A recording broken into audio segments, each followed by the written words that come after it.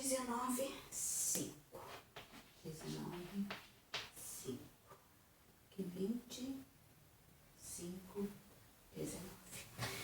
Então, minhas lindonas, vocês não prestem atenção nos meus relógios. Isso aqui é para ser relógio, tá? Mas tá mais pra cara do Mickey. Mas tudo bem. O importante é vocês conhecerem os tipos de jejum.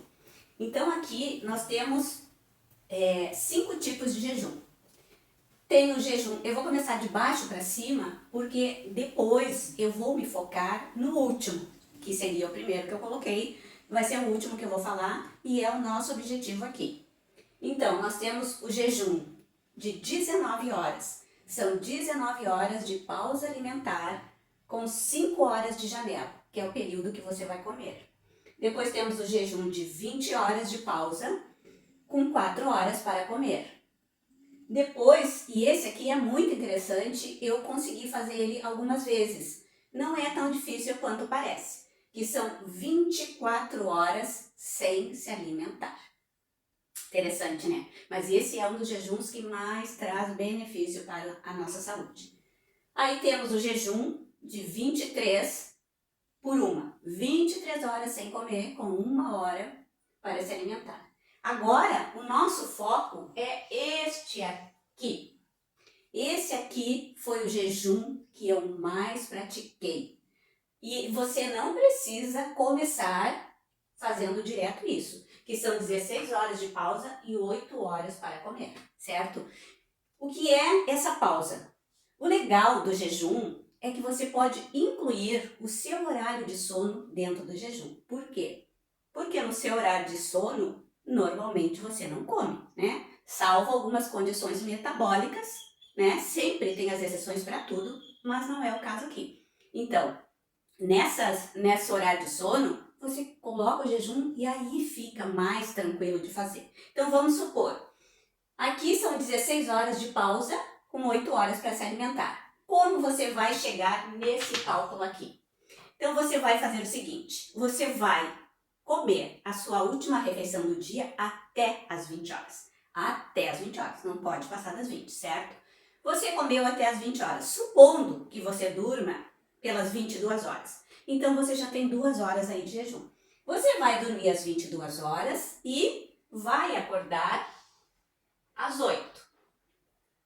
Você iniciou seu jejum às 20 e acordou às 8. Você já tem 12 horas de jejum.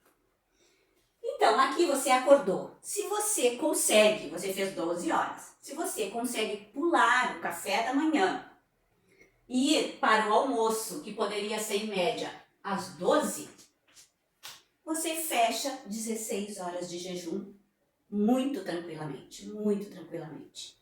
Mas tá tudo certo se você não conseguir pular o café da manhã e quiser comer, tudo certo.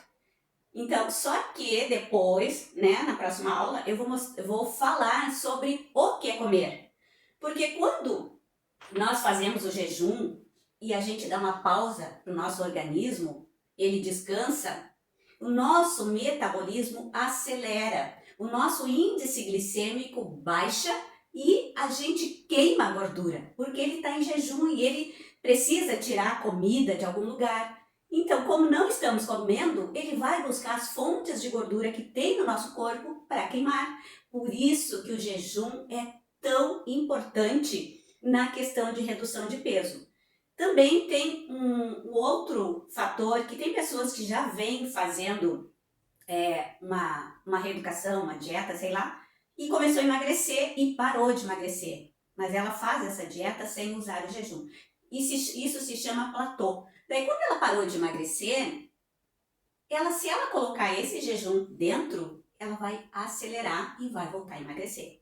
Mas aqui, no nosso caso, o jejum intermitente vai ser associado à dieta low carb. Que a dieta low carb, eu vou falar depois, na outra aula, um pouco mais sobre ela na hora que eu for dizer os alimentos que você deve quebrar no jejum. Então, aqui você ficou 16 horas sem comer. Aqui você tem 8 horas para comer. E o que é essas 8 horas? Eu vou fazendo risco, mas para você grifar bem, ó. O que é essas 8 horas? Essas 8 horas é a janela de alimentação.